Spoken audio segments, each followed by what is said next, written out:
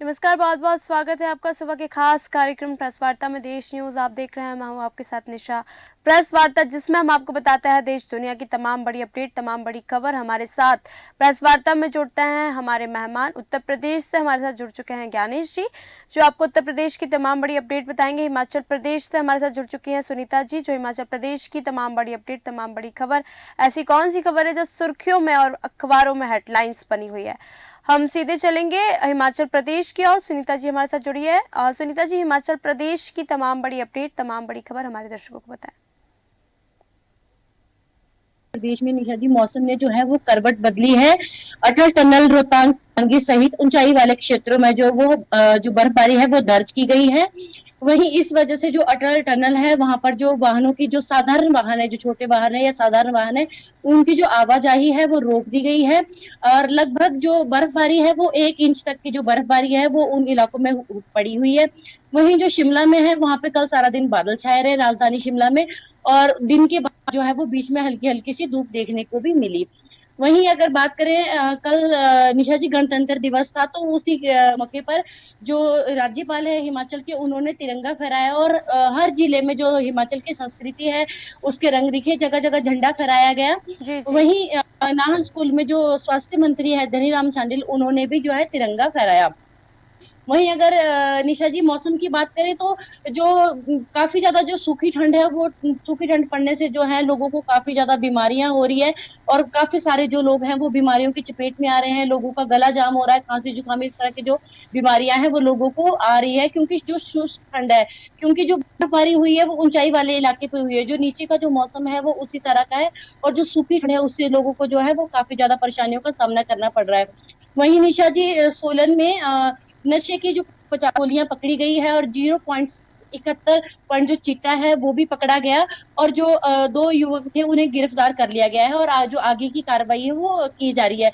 वही निशा जी बिलासपुर में हिमाचल की जो पहली स्लैब लैब है वो कल उसका लोकार्पण हुआ। और वही जो शिक्षा मंत्री है राजेश धर्मानी जी, उन्होंने उनका लोकार्पण किया। जी जी। वही कांगड़ा में निशा जी एक दर्दनाक हादसा हुआ है। कार को एक ट्रक ने जो है वो टक्कर मार दी। और वहीं जो दंपति थे, पति और पत्नी, उनकी जो मौके पर ये मौत हो गई है। और जो उनकी बच्ची थी वो जख्मी रूप से घायल है, उसे अस्पताल में भर्ती करवाया गया है। वहीं निशा जी सुलेह क्षेत्र में 50 लोगों ने जो है वो भगवा पटका पहना और कांग्रेस छोड़कर वो भाजपा में आ गए। वहीं निशा जी संयुक्त किसान मोर्चा के आह्वान पर बागवानों ने रैली निकाली। और रैली पे जो है वो रोष रैली निकाली है हिमाचल में। बाइक रैली भी निकाली गई और वाहन जो रैली है वो भी निकाली गई। और जो रैली थी वो नारकंडा से शिमला सचिवालय तक निकाली गई। और बागवानों ने मतलब जो भी उन्हें अपने जो उनके इतने टाइम से जो लंबित जो उनके कार्य पड़े हुए, जिसके ऊपर अभी तक कार्य नहीं हुए हैं, उनके जी ऊपर जी। उन्होंने रोष रैली निकाली। वही निशा जी कांगड़ा जिले में भोरा निवासी सीआरपी एक जवान की जो है वो ड्यूटी के दौरान उनकी मौत हो गई। 1.5 वर्ष पहले ही उनकी शादी हुई थी। अचानक ड्यूटी के दौरान उनकी तबीयत बिगड़ी और उनकी उसी वक्त जो है वो मौत होगी। वही निशा जी शहरी मंच पर हुआ गणतंत्र दिवस का समारोह। मंत्री हर्षवर्धन ने पंडोह टाउनशिप के लिए 6 करोड़ का ऐलान किया है। सबसे पहले उन्होंने राष्ट्रीय पिता महात्मा गांधी की प्रतिमा पर माला अर्पण किया। इसके बाद राष्ट्रीय ध्वज फहराया। और जो भव्य जो परेड है उसकी जो है उन्होंने सलामी ली। वहीं उसमें जो हिमाचल पुलिस है और जो स्कूली बच्चे हैं और अन्य जो एनसीसी के बच्चे हैं, उन्होंने भी उसमें भाग लिया। जी नीचे। जी बिल्कुल। हम सीधे चलेंगे उत्तर प्रदेश की और ज्ञानेश जी हमारे साथ जुड़े हैं। ज्ञानेश जी, उत्तर प्रदेश की तमाम बड़ी अपडेट, तमाम ताज़ा खबरें हमारे दर्शकों को बताएं।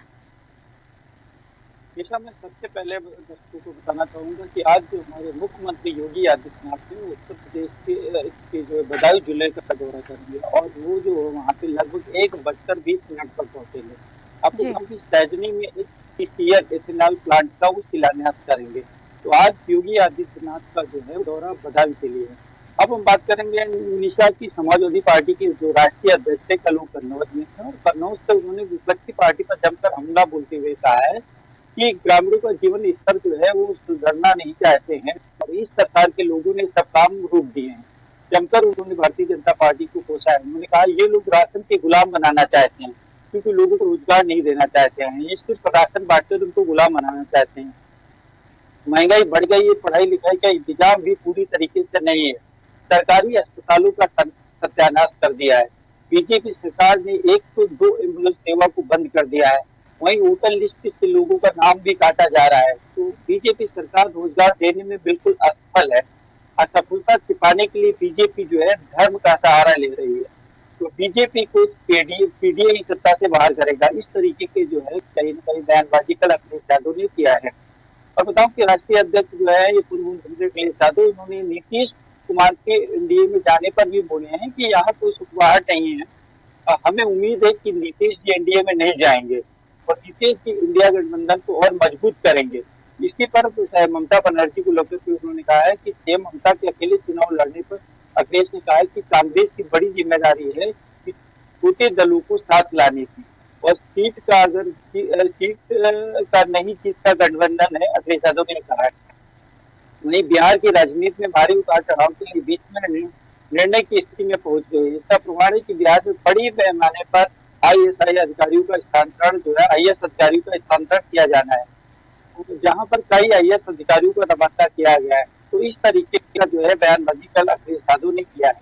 आपको वहीं बता दूं कि दुर्घटना के इंस्पेक्टर अभिनव वर्मा को गोल्ड मेडल से सम्मानित किया गया है। कल गणतंत्र दिवस के अवसर पर अभिनव वर्मा को गोल्ड मेडल जो है सीपी एसबी रोडकर ने किया है, पुलिस लाइन में सम्मानित किया गया। बुजुर्ग और बताऊं कि बुजुर्ग की केगा डकैती के खुलासे में जो है निभाई सराहनीय भूमिका इंस्पेक्टर अभिनव वर्मा ने, तो डीजीपी ने इनको गोल्ड मेडल और राजधानी में इंस्पेक्टर अभिनव को ये सम्मान मिला गया है। अब आपको बता दूं कि लखनऊ के तहत तस्करों को एसटीएफ ने अरेस्ट किया है और जो प्रतिबंधित प्रजाति के कछुए हैं तस्करों से बरामद किया गया है। तस्करों से एसटीएफ ने 745 कछुए बरामद किए हैं। वहीं गोपी, सुनील, विक्की और गोविंद किया एसटीएफ ने इटावा मैनपुरी मार्ग से किया गिरफ्तार किया है। अब आपको बताएंगे निशा की जो है बरेली जिले में एंटी करप्शन टीम ने 5,000 रुपए की रिश्वत लेते हुए रंगे हाथों बिजली विभाग के जई और लाइनमैन को गिरफ्तार किया है। कहीं न कहीं ये भ्रष्टाचार जो निशा है वो चरम पर है और जो अधिकारी हैं, जो बाबू हैं, उस धरने का नाम नहीं लेते।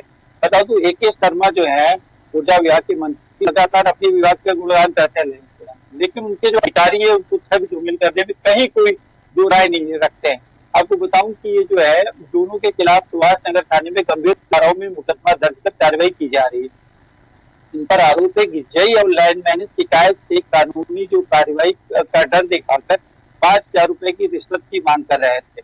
तो इस पर एंटी करप्शन ने इनको जो है गिरफ्तार किया। अब आपको बता दूं कि उत्तर प्रदेश के जो सोनभद्र में पुलिस के हाथ में बड़ी सफलता मिली है।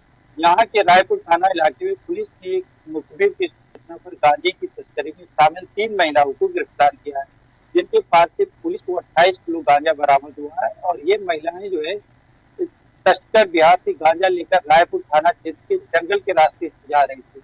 वहीं इस मामले को लेकर बताऊं कि अखिलेश यादव जो मुखिया है समाजवादी अखिलेश यादव, तो उन्होंने एक बयानबाजी की है कि ये बड़ा जो है कहीं न कहीं सोनभद्र में जो गांजा सप्लाई में महिलाओं के लिए जो शामिल होने पर सपा अध्यक्ष अखिलेश यादव ने चिंता जताते हुए सोशल मीडिया प्लेटफॉर्म अपने एक्स पर पोस्ट किया है। इस सपा मुखिया ने ये कहा है कि एक तरफ तो गांजे की तस्करी हो रही है, वो भी महिलाओं को इस्तेमाल करके, ये बेहद घातक है। इससे समाज में जो है अपराधीकरण को बढ़ावा मिलता है। तो बताऊं यूपी का जो सोनभद्र है जिला बिहार, झारखंड, मध्य प्रदेश और छत्तीसगढ़ राज्य की सीमाओं से जुड़ा है, जिसका फायदा अक्सर नशे का कारोबार करने वाले उठाते हैं। तो इस तरीके से जो है अखिलेश यादव ने अपने एक्स ट्वीट पर लिखा है। वहीं आपको बताने जाएंगे कि जो समाजवादी पार्टी के नेता हैं गोपाल, उन्होंने जो ज्ञान वापी के सर्वे की रिपोर्ट आने के बाद में उन्होंने एक बयानबाजी की है। उन्होंने बोला है कि अभी जो है फैसला नहीं आया है, वो उच्च न्यायालय का आएगा या न्यायालय का आएगा, उसके बाद ही हम मानेंगे। जी क्योंकि ज्ञानवापी की सर्वे की रिपोर्ट को लेकर जो है ASI की रिपोर्ट आने के बाद जब सवाल पूछा गया शिवपाल से, तो उन्होंने कहा कि न्यायालय का भी कोई फैसला नहीं आया है, न्यायालय का जो फैसला आएगा वह सभी को स्वीकार होगा। शिवपाल ने कहा कि केंद्र की भाजपा सरकार ने अपना कोई वादा पूरा नहीं किया है, लगातार महंगाई बढ़ रही है, चीन ने देश की भूमि पर कब्जा कर लिया है, सरकार हर मोर्चे पर नाकाम नजर आ रही है। जी। अब आपको बताएं कि मुंबई के संता क्रूज स्थित एक एयर इंडिया कॉलोनी में इन दिनों जो है अवैध निर्माण और अतिक्रमण पर बुलडोजर का एक्शन चल रहा है। इसी के खिलाफ रहने वाले लोग जो विरोध प्रदर्शन कर रहे हैं, तोड़ फोड़ के लिए आए टीम के साथ जमकर बहस रही है। सोशल मीडिया पर दावा किया जा रहा है कि एयर इंडिया कॉलोनी में रहने वाले ये लोग बीजेपी के बुलडोजर पॉलिसी के पक्के समर्थक थे और हाल ही में मुंबई के मीरा रोड पर हुए बुलडोजर एक्शन पर इन्होंने खुशी जताई थी। अब इसलिए बीजेपी सरकार ने उनके घर तोड़े जा रहे हैं। इस बुलडोजर कार्रवाई का वीडियो जो है सोशल मीडिया एक्स पर शेयर करते हुए जो है अखिलेश यादव समाजवादी पार्टी के राष्ट्रीय अध्यक्ष ने तंज कसा है। अखिलेश यादव ने एयर इंडिया कॉलोनी का वीडियो शेयर करते हुए लिखा है कि लगेगी आग तो आएंगे घर, भाई जद में यहाँ पे सिर्फ हमारा मकान थोड़ी है। अखिलेश यादव की इस पोस्ट पर शेयर और कमेंट की बढ़ती आ रही है। दरअसल यूपी की योगी सरकार में अब तक सैकड़ों बुलडोजर एक्शन हो चुके हैं। तमाम अपराधियों के घर यूपी पुलिस ने गिराए हैं। सपा समेत सभी विपक्षी दल बीजेपी सरकार इस कदम का विरोध करती रही है। ऐसे में जब मुंबई के एयर इंडिया कॉलोनी में अवैध घर गिराए जा रहे हैं तो अखिलेश यादव ने बीजेपी सरकार पर तंज कसने का मौका नहीं छोड़ा है। अब हम आपको बताएंगे निशा की बिजली विभाग में जो है कहीं ना कहीं किस तरीके से जो है अधिकारी और उसमें अपने विभाग पे ही जो है उच्च अधिकारी उन्होंने तंज कसा है। उन्होंने कहा है महाराजगंज से जो बिजली उपभोक्ताओं के लिए एक राहत दी है, उनको क्या होता है आए दिन जो है लगातार ट्रांसफर सूख जाते हैं और फिर यही जो उनको टाल मटोल किया करते तय समय के अंदर जो है ट्रांसफार्मर सही नहीं होते। तो इसी को लेकर जो है अंकुश लगाने के लिए ट्रांसफार्मर अगर जलते हैं तो अब इसकी जिम्मेदारी अवर अभियंता एसडीओ और एक्सचेंज की होगी। शासन ने ट्रांसफार्मर की क्षमता के हिसाब से अवर अभियंता एसडीओ और एक्सचेंज तक निलंबन की कार्रवाई सुनिश्चित किया है। इसके लिए बताऊं कि उत्तर प्रदेश पावर कॉर्पोरेशन ने एक आदेश जारी किया है और उसमें लिखा है कि महाराजगंज में 4,48,000 बिजली उपभोक्ता है और इन उपभोक्ताओं के मकान और दुकान रोशन करने के लिए विभिन्न क्षमता के करीब 10,000 ट्रांसफार्मर लगे हैं। इन ट्रांसफार्मरों के प्रोजेक्शन की जो जिम्मेदारी है वो हमारी अभियंता से एसडीओ और एक्सचेंज की होती है। इसके लिए भी समय समय पर प्रोटेक्शन उपकरण उपलब्ध कराया जाता है, लेकिन इसके बावजूद भी धनाधन ट्रांसफार्मर कहीं न कहीं फूट जाते हैं और शासन ने उपभोक्ताओं को इस समस्या से निजात दिलाने के लिए ट्रांसफार्मर जलने पर उसका सीधे जिम्मेदार अब इन अधिकारियों को बनाया जाएगा कि अगर ये ट्रांसफार्मर जल जाते तो इसके लिए जेई, एसडीओ और एक्सचेंज पर निलंबन की कार्रवाई होगी। निशा आपको बता दूं कि जेई को एसपी और एसडीओ को चीफ और एक्सचेंज पर निलंबन की कार्रवाई ट्रांसफार्मर जलने पर इन अधिकारियों पर निलंबन की कार्रवाई के लिए अधिकारियों को नामित किया गया है। जेई पर निलंबन की कार्रवाई अधीक्षण अभियंता विद्युत वितरण मंडल महाराजगंज, एसडीओ पर निलंबन की कार्रवाई चीफ इंजीनियर और गोरखपुर मंडल और एक्सचेंज पर निलंबन की कार्रवाई पूर्वांचल विद्युत वितरण निगम वाराणसी के एमडी करेंगे। जी हम सीधे चलेंगे उत्तराखंड की और हमारे साथ उत्तराखंड से सुंदर बहादुर जी जुड़ चुके हैं। आपका बहुत बहुत स्वागत है हमारे खास कार्यक्रम में। उत्तराखंड की तमाम बड़ी अपडेट, तमाम ऐसी कौन सी खबरें जो आज अखबारों में हेडलाइंस बनी और सुर्खियों में है उत्तराखंड से, सुंदर जी बताएं हमारे दर्शकों को। देखिए 75वें गणतंत्र दिवस के अवसर पर राज्यपाल ने राजभवन एवं परेड ग्राउंड में फहराया तिरंगा, जो कि परेड ग्राउंड में राज्यपाल एवं मुख्यमंत्री ने सराहनीय सेवा देने वाले पुलिस कर्मियों को जो है सम्मानित भी किया। परेड ग्राउंड में जो झांकियां निकाली गई उसमें सूचना विभाग की जो झांकी थी वो प्रथम स्थान प्राप्त किया। ग्राम विकास विभाग द्वारा जो झांकी थी उसके दूसरा स्थान रहा और तृतीय स्थान में उद्यान विभाग की झांकी का रहा। वहीं परेड ग्राउंड की टुकड़ियों में प्रथम स्थान केंद्रीय रिजर्व पुलिस बल द्वारा जो परेड की गई थी उसमें प्रथम स्थान। तमाम सांस्कृतिक कार्यक्रम वहां पर आयोजन किए गए, तमाम झांकियां निकल गई। उत्तराखंड का छोलिया नृत्य से लेकर उत्तराखंड के विभिन्न प्रकार के कल्चर कार्यक्रम वहां पर आयोजित किए गए। वहीं मुख्यमंत्री ने जो देहरादून है वो पूरा जो है तिरंगामय हो चुका था पूरा की दिवस के उपलक्ष्य में। वहीं जो है राजधानी देहरादून की जो वो पूरे की गई थी। वहीं आवाज जो कार्यक्रम था वहां पर शिरकत की अपने कार्यक्रम के अनुसार। वहां पर जो मुख्यमंत्री जी की पूरी तरीके और जो उत्तराखंड को मुख्यमंत्री जी ने कहा है कि जो तीसरा दशक है और इसमें लगातार प्रयास किए जा रहे हैं और कहीं ना कहीं आगे बढ़ने की प्रक्रिया उत्तराखंड को आगे बढ़ाने का पूरा प्रयास किया जा रहा है। और साथ ही उन्होंने लोगों को संविधान की शपथ भी दिलाई। वहीं बात करें तो आजादी के 75 बाद पहली बार जो कलिया शरीफ है वहां पर जो है तिरंगा लहराया गया है। और ये एक बहुत बड़ी वो है कि जो कलिया शरीफ के पीरे जो कलिया शरीफ रुड़की में है उस पर गणतंत्र दिवस के अवसर पर उत्तराखंड के हरिद्वार से रुड़की निकट विश्व परिषद मुस्लिम जो धर्म स्थल है पीर कलील शरीफ के वहां पर जो है दरगाह पर जो है ध्वज लहराया गया और साथ ही वहां पर भारत माता की जय के नारे लगाए गए। और ये एक 75 वर्ष पर एकता का जो संदेश वहां से मिला है, एक बड़ा संदेश देश को जा रहा है। जी वहीं बात करें तो डोईवाला शुगर मिल में जब के दौरान द्वारा अचानक गोली चलने से जो वहां पर प्रशासनिक अधिकारी थे हो गए, लेकिन उसके पश्चात भी उन्होंने झंडा लहराया और उसके बाद पश्चात उन्होंने रास्ते गया और पदवीर तत्पश्चात उन्हें अस्पताल भेजा गया, जहां पर उनका बताया जा रहा है कि वहां पर आरोहण के दौरान हमला रही है कि वहां पर प्रशंसा के रूप में आतिशबाजी की जाती थी। उसी दौरान झंडारोहण से पहले ही सुरक्षा कर्मी से जो है गोली चल गई किसी न किसी कारणवश और उसके बाद सुरक्षा कर्मी को जो है कि निलंबित कर दिया गया है।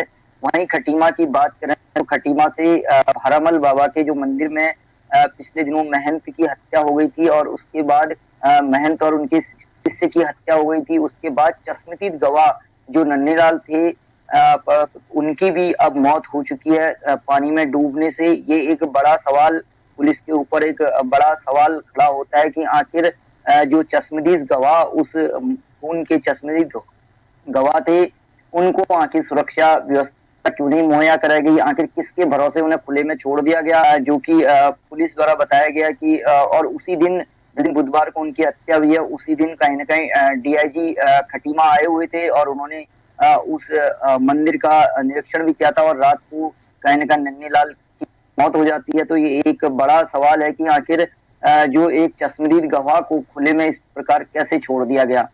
वहीं चंपावत में गणतंत्र दिवस के उपलक्ष्य में चंपावत मुख्यमंत्री के क्षेत्र में रेखा आर्या जो बाल विकास मंत्री है वो पहुंची और उन्हें वहां पर पुलिस लाइन में सलामी दी गई और क्या कहते हैं ध्वजारोहण किया और उन्होंने बालिका जो भारत उत्तराखंड का पहला बालिका स्पोर्ट्स कॉलेज चंपावत में बनने जा रहा है उसका भी निरीक्षण किया। उन्होंने कहा कि कहीं न कहीं बालिकाओं को खेल के लिए प्रोत्साहित किया जाएगा और यहाँ से कहीं न कहीं प्रति वर्ष जो है 25,000 खिलाड़ी निकलकर आएंगे सामने और कहीं न कहीं यहाँ से उत्कृष्ट खेल में जो प्रतिभाग करेंगे उनको अंतर्राष्ट्रीय खेलों में भी प्रतिभाग करने का मौका मिले। जी सीधे चलेंगे फिर से हिमाचल प्रदेश की और सिंधा जी हिमाचल प्रदेश की और कोई अपडेट और कोई बड़ी खबर जो हमारे दर्शकों को आप बताएं। पंजाब के प्राण निर्मल पांडे समेत 10 विभूतियों को जो है वो पद्म श्री जो है वो अवार्ड दिया जाएगा। और वहीं निशा जी स्कूलों में 9वीं से 12वीं कक्षा और कॉलेजों में पाठ्यक्रम में लोकतंत्र ईवीएम मताधिकार को शामिल किया जाएगा ताकि जो हमारी युवा पीढ़ी है उन्हें पता चल सके, हमारे मत अधिकार जो भी है उन्हें उस बारे में पता चल जाए कि हमें किसे वोट डालना है, जो उसकी जो पढ़ाई है स्कूलों में भी की जाएगी। वहीं निशा जी बिना बर्फबारी के जो हिमाचल में है 26 जनवरी को भी जो टूरिस्ट का जो सीजन था वो बिल्कुल फीका रहा। होटल के जो कमरे हैं वो पूरी तरह से खाली रहे क्योंकि बर्फबारी नहीं हो रही है तो जो टूरिस्ट है वो शिमला की ओर रुख करते हुए नजर नहीं आ रहे हैं। उम्मीद है कि 1 फरवरी तक जो है बारिश और बर्फबारी जो है वो पड़ जाए। ऊंचाई वाले इलाकों में कल बर्फबारी हुई है लेकिन आज बताया गया था, लेकिन अभी पूर्व अनुमान लगाया जा रहा है कि 1 फरवरी तक जो है वो बारिश और बर्फबारी हो और जो टूरिस्ट है उन्हें भी यहाँ पर बढ़ावा मिलेगी। जी बिल्कुल। ज्ञानेश जी उत्तर प्रदेश में मौसम को लेके क्या जानकारी है, कैसा मौसम है अभी उत्तर प्रदेश का?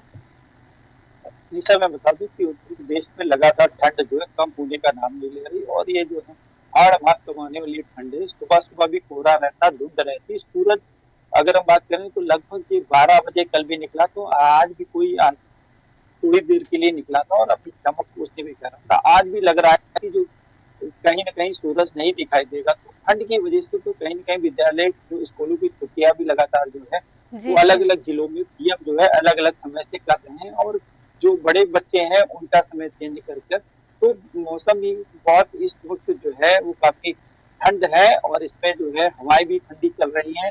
इस वजह से जो यूपी में पूरी तरीके पूरी तरीके से जो ठंड अपना कहर बरपा रही है।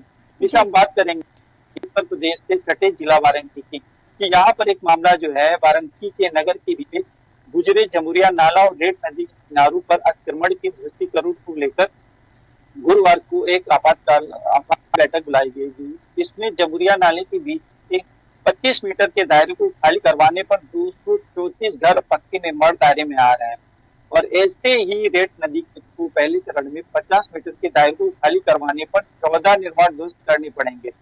तो डीएम सत्येंद्र कुमार की ओर से ये बैठक बुलाई गई। इसकी सिंचाई विभाग के इसमें अलावा जो विनियमित क्षेत्र हैं नगर पालिका परिषद नवाबगंज व बाढ़ कार्यखंड के अधिकारी भी शामिल है।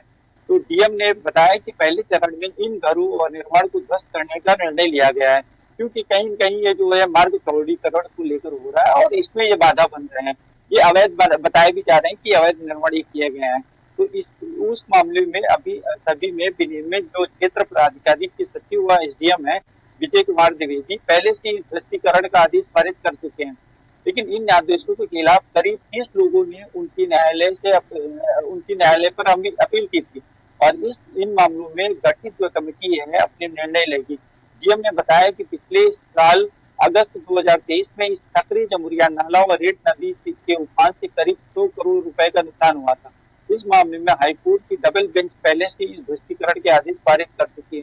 अनुपालन न होने पर नाराजगी भी जता रही है। तो इसी को लेकर जो है वहाँ के जो ग्रामीण है वो चिंतित है कि हमारे मकान तोड़िए जाएंगे, लेकिन नहीं, शासन प्रशासन का कहना है कि कहीं न कहीं अवैध है और जो हमारा मार्ग है वो चौड़ा नहीं हो पा रहा है। तो इसको लेकर डीएम ने ये भी कहा है कि बैठक में डूडा के अधिकारियों से कहा है कि वह पहले क्रांतिराम कॉलोनी को जो खाली पड़े आवासों को आरक्षित कर लें, ध्वस्तीकरण के आदेश से बेघर होने वाले लोगों को आश्रय दिया जा सकेगा।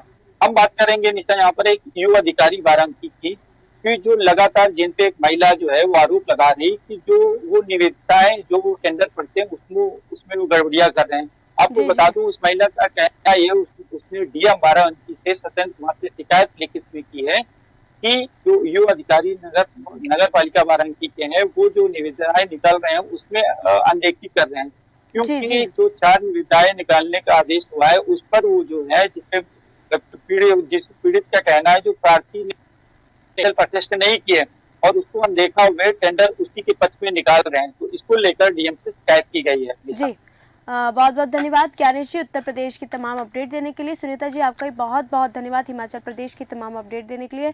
सुंदर बहादुर जी हमारे साथ जुड़े थे उत्तराखंड से, जिन्होंने तमाम अपडेट दी उत्तराखंड की। तो प्रेस वार्ता में फिर मिलेंगे नई खबरों के साथ, नई सुर्खियों के साथ। तो ऐसी कौन सी खबरें जो हेडलाइंस बना रही है, देखते रहिए देश न्यूज। नमस्कार।